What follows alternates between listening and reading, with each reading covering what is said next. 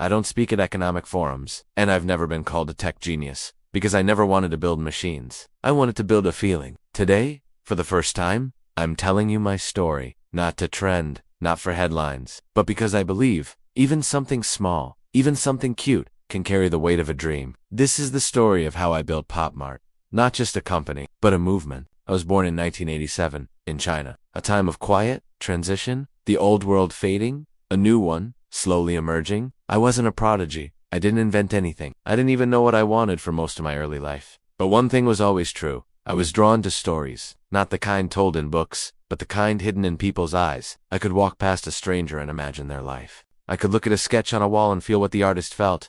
I didn't know what to do with this sensitivity, but I knew it mattered. I studied journalism at university because I wanted to observe, to understand how the world worked. But over time, I realized I didn't just want to report stories. I wanted to create them. In my 20s, I wandered, like so many others. I worked in media sales, e-commerce. Every job paid the bills.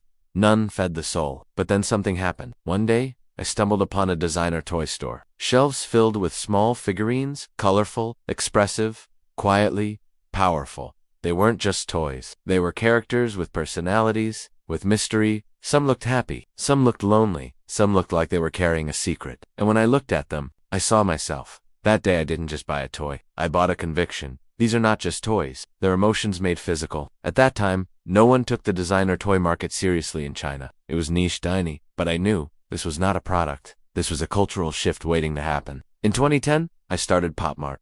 No one understood it.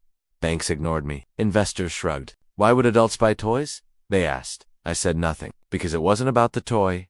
It was about belonging. We started with a small retail store. I handpicked each product, stayed in the shop all day, watching how people reacted.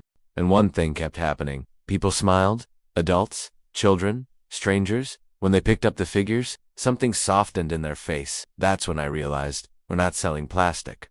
We're selling feeling. We're selling nostalgia, warmth, escape, and hope in a 3-inch figurine. But the real breakthrough came when we introduced blind boxers. Each box looked the same. You didn't know what character you'd get. People thought we were crazy, but I knew. Anticipation is magic. Surprise is emotion. Suddenly, people weren't just buying. They were collecting, trading, talking, caring. They were forming communities. Because those little figures, they were reflections of themselves. Then came Molly, a little girl with pouty lips and oversized eyes. Designed by artist Kenny Wong. We saw her and knew she wasn't just a character. She was a symbol of innocence, of expression, of that little voice inside us that still believes in wonder. We signed Molly, and she became our first icon. Soon, our products were flying off shelves. Malls started calling us.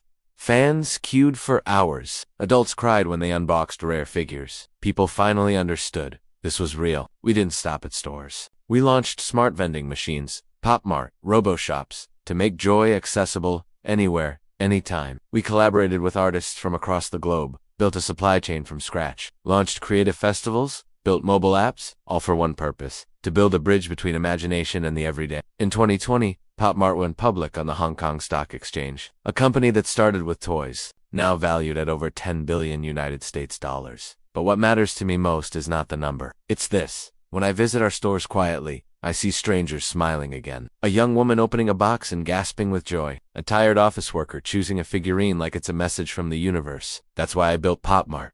To remind people, there is still wonder. People still ask me, why did you succeed? I say, because I respected the small things. Because I believed emotions deserve design. Because I trusted that people want to feel. So, who am I? I am Wang Ning, founder of Pop Mart. A boy who believed that toys were never just for kids. Who saw stories in AIs. And built a company to reflect those stories in vinyl. And I proved. You don't need to build rockets or write code to change lives. Sometimes, a small figure with big eyes can light up a world. Because in the end, when you build joy, you never go out of business.